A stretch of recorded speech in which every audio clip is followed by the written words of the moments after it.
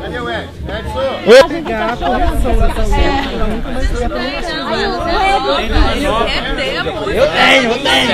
tenho. Não, eu fui tentar, olha só. Eu fui tentar atender. Você ligou pra mim também. Ela falou o nome, mas eu não lembro. Melhor da semana. É um trabalho social, né, cara? É um alerta que faz sobre o que acontece na Rua Guarani. Para mim foi importante participar dessa equipe, sabe? E espero que venham mais, né? Em relação com o diretor, como é que foi? O diretor é ótimo, ele deixa a gente à vontade, né? Dá a liberdade da gente criar em cima, sabe? Isso é muito bom. A gente se sente mais participativo, né? Participando do que está acontecendo. Isso é bom. Trabalhar com o Marcos foi uma coisa muito boa, porque além de eu nunca ter tido uma experiência antes, ele ensinou muita coisa. E acho que todo mundo deve assistir, todo mundo, porque vai valer a pena. Eu acho que vai ser um marco principalmente para a nossa cidade, que é Jacaraí. Foi uma fase muito boa, que a gente ficou conhecendo novas pessoas e principalmente ter feito essa filmagem com a direção do Marcos, que é uma pessoa extremamente legal, um cara que deixa a gente falar, pensar e à vontade. Foi muito bom. Trabalhar com o Marcos, ensinando a gente como trabalhar, como fazer, como falar, como agir, como atuar, está sendo muito bom. E espero poder estar atuando ainda mais. Para mim foi muito bom, tá? E eu quero que sim, todos que assistem esse documentário que aborda o tráfico, a violência e sei lá, eu acho que a gente tem que tirar o maior proveito desse documentário. Como é que foi trabalhar com o Conká? Eu já trabalhei com ele outras vezes, né? E já tive outras experiências. Foi muito bom, é muito bom, eu gosto muito de trabalhar com ele. Isso, certo!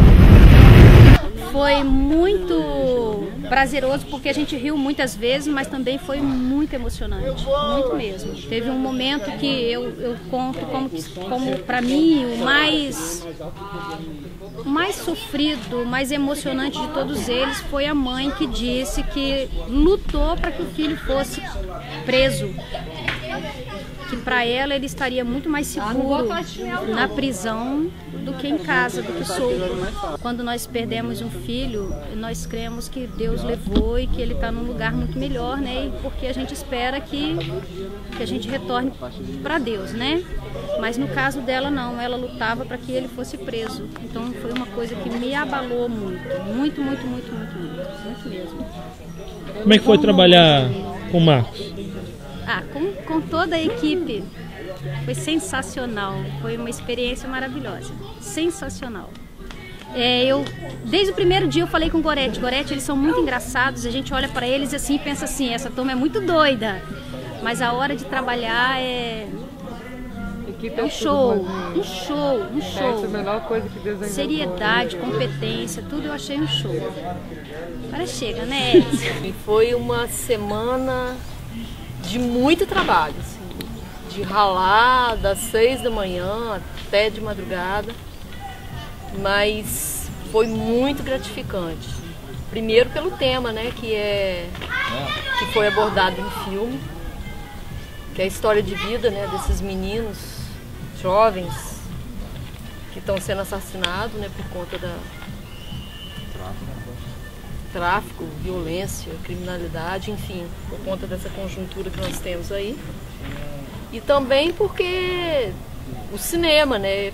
O cinema eu sempre fui uma espectadora, né? De ver, de ouvir falar, né? Que alguém fez um filme. Agora, trabalhar, né? No que eles estão chamando de produção de filme, que eu não sou produtora, não sou, nunca fui, e nem tenho a intenção de ser, mas trabalhar assim, para que o filme saísse, né, porque o objetivo da gente era esse, foi assim, uma experiência rica em termos de aprendizagem, em todos os sentidos.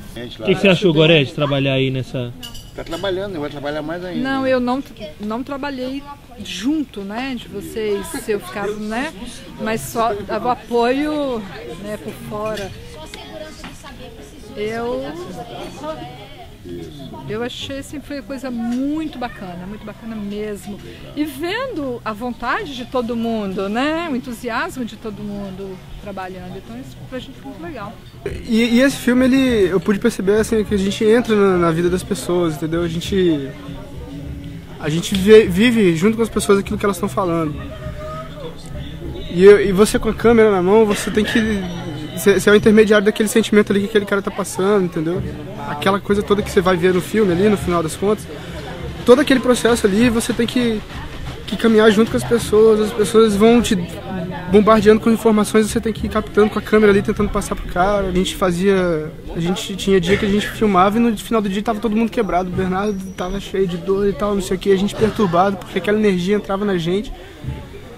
E sabe qual é? Essa foi a experiência de fazer um filme assim, o contato foi muito próximo, foi quase como se você pegasse nas coisas que estavam acontecendo ali, assim, você incorporava tudo. E, porra, eu trabalhei com uma equipe que, assim, vou falar o que dessa equipe, né? Foi... Você procurar a perfeição nas coisas você não acha nunca, mas essa equipe chegou bem perto, assim, você tinha tudo ali em cima, o cronograma foi seguido à risca, a gente não teve desentendimento, a gente ficou assim pensando, porra, a gente tem uma hora que é normal as pessoas discutirem, não se assusta não, galera, e tal, não sei o que nada, isso não rolou. De novo, 6 de julho de 2009. Silêncio no set! Silêncio no estúdio. 10/7 de 2009, depoimento do Sr. Campos, cena 1. Que Campos? Ele falou que era pra chamar de Campos. Câmeras. Valeu!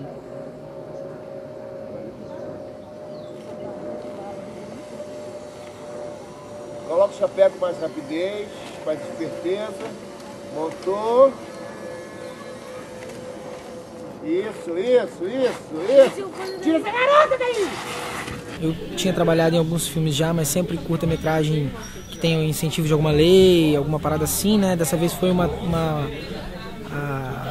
a origem foi totalmente diferente, né? Foi um recurso da própria paróquia, uma ideia concebida pelo padre Kelder, né? Que em conjunto aí com todo o resto do pessoal da igreja dele aí abraçou a ideia, passou essa tarefa dificílima para o Marcos Conká, que, pô, foi sensacional, entendeu? Trabalhou super bem, nunca um puta ator, um puta dançarino, um puta bailarino. E o filme me acrescentou muito, cara. O próprio Pedro já falou, a história das pessoas, você acaba abraçando aquilo ali, você acaba vivenciando, se deparando com uma realidade que de repente você só viu no jornal, e parece uma coisa distante.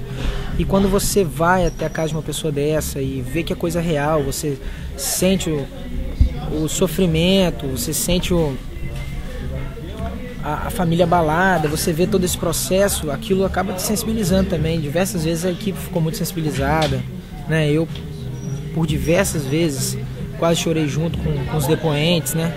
É difícil segurar, é uma realidade muito bruta, é uma coisa muito diferente do que a gente está acostumado a ver, né? Apesar de estar muito próximo. Mas no geral o filme eu achei show de bola, a equipe tá de parabéns, a equipe maravilhosa. Me senti assim, lisonjeado de ser convidado para fazer assistência de direção, né? Uma pessoa que é um ícone aí do teatro capixaba, do cinema capixaba. Então eu fiquei muito feliz com o convite e foi algo assim único. E até assim, porque a gente estava trabalhando com algo muito concreto, muito real. Então foi uma coisa única assim, em termos de produção, né? Para mim, que tenho produções minhas, né? Acho que é o segundo trabalho meu que foi encomendado, vamos dizer assim, né? Embora eu não goste muito desse termo, mas foi algo assim muito gratificante, muito legal, a equipe muito boa, sabe? Desde a pessoa que a gente teve menos contato até o mais próximo da gente. Foi uma parceria, uma afinidade entre nós muito grande e eu tô assim, só tenho a agradecer, sabe, ao Marcos, agradecer a Tereza, agradecer a equipe inteira. Eu não vi o depoimento do seu Júlio, que eu fui com a cara dele desde a primeira hora e o cara à disposição. Já colocou a gente pra dentro da casa dele, então E ele tinha história pra contar e aconteceu aquela coisa que o filho dele foi baleado na cadeia uma semana antes da filmagem. Seu Júlio? Uma semana antes eu comecei a pirar que, furou o roteiro, porque tinha um bloco que era ele, né? Ele furou, cadê o cara tava indo atrás de filho baleado, né? E agora a gente tá com outra coisa na mão, porque todo filme tem um mocinho e um vilão, né? O vilão é a polícia, né, que não recebeu a gente.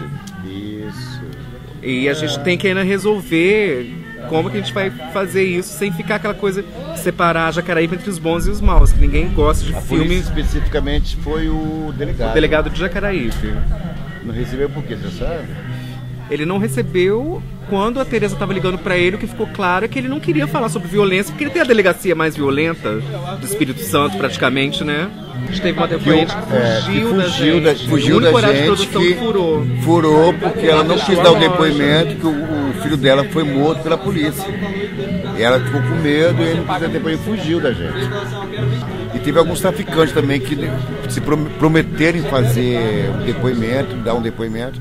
Depois falou, não, a gente não tem coragem não, porque meu amigo também está no tráfico, não sei o quê. A gente marcou com um traficante, um viciado em crack, deu um endereço pra gente, depois sumiu. Quinta-feira, Patrícia pediu para que a gente se encontrasse com ela na terça-feira no centro de formação. Vou contar pro Pedro. Aí nós fomos pro centro de formação 9 horas da manhã.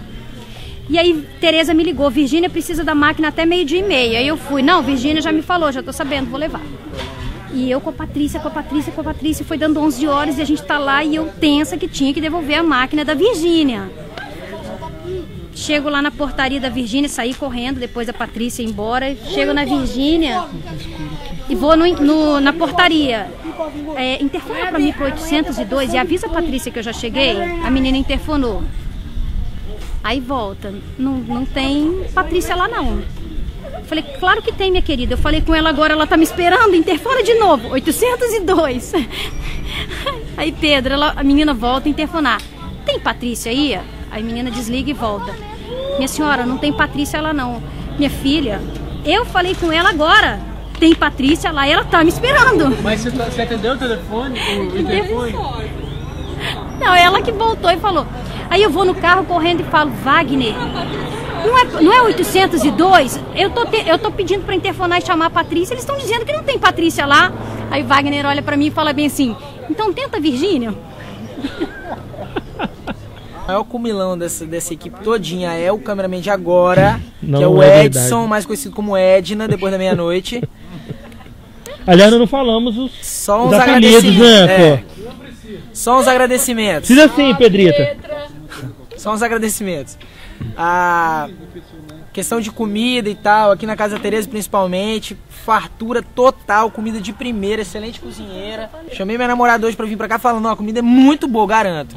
E agradecer também a oportunidade que a Cláudia me deu de dirigir Kombi, cara.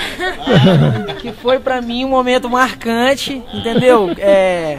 Ela, sem pestanejar, perguntou, alguém dirige? Eu falei, eu. Ela falou, sabe dirigir Kombi? Eu falei, não. Ela falou, você quer aprender? Eu falei, quero, então entra aí. Entendeu? Cara, meu pai dirigia muita Kombi, né? Então, eu ouvi muita história de papai dirigindo Kombi, pai pra lá, pra cá, interior do estado todinho, e ele falando como é que era, como é que não era. E sempre foi uma coisa assim, distante, né? Porque você não tem uma Kombi pra dirigir. Ah, o freio de mão tá puxado. Ele tá assim, mas onde é? Onde é? E o carro como tava andando? Andava um pouquinho, estranha, né? Andou uns 8 km, assim, sabe aquele cheiro de queimado? Dei a 20 metros na Guarani, rapidinho. Freio de mão, eu não conhecia o freio de mão, entendeu? Eu também não conhecia a ré. Vocês estão vendo, né? Fala logo, fala logo. Não tem nem como falar, porque... Fala igual... Não, para. Não. Ele nunca trabalhou com a pessoa assim, fala aí, cara. Ele falou bem assim, que fazer filme é muito fácil, difícil é trabalhar com umas pessoas baixas.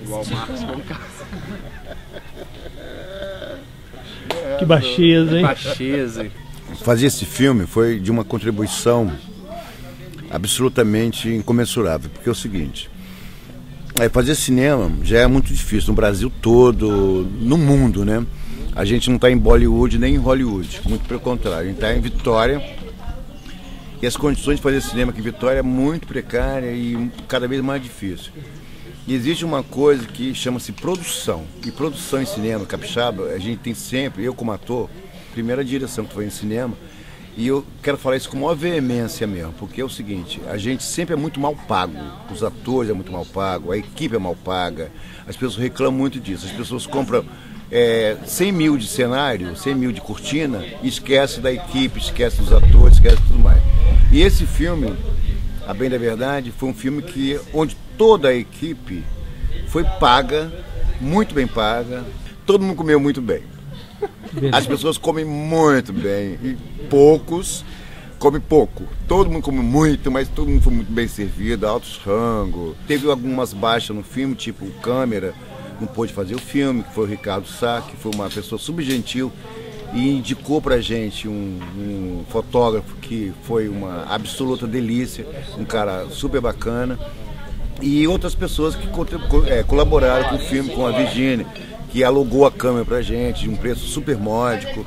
Uma outra pessoa também alugou pra gente um monitor com um preço super barato. E uma coisa super legal também, porque as pessoas que fizeram o filme foram as pessoas que acreditaram na proposta, acreditaram no projeto, que se envolveram com o projeto, e isso é uma coisa muito interessante. E esse filme é um filme de causa, não é um filme de denúncia, é um documentário. É um documentário meio ficcional, porque tem situações ficcionais, mas é um filme que não é uma denúncia.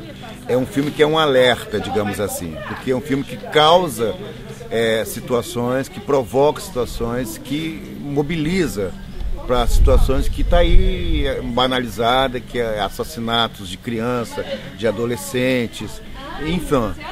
Tem várias situações que o filme provoca e aguça, que é interessante ser mostrado. Não sou piloto, mas sou avião.